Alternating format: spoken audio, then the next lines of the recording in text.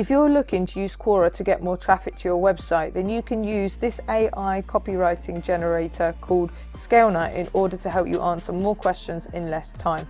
Let me show you how. First thing we're going to do is we're going to head down to templates. What we're going to do then is type in Quora. So you can see it down here on my dashboard, but if I put Quora in here, it comes up in the search. Click on this and it will open up the generator where you can actually have your content produced. I'm going to go over to the question box and I'm going to imagine that I'm going to answer this question: how to do content gap analysis. This is a question that I found on Quora that I want to answer. All I need to do then is hit generate button down at the bottom. Remember, that's going to cost you credits every time you do so, so if you're on the free plan, be careful. And now I've got my full answer here. All I've got to do then is add it to the editor and I can edit any of this that I want to.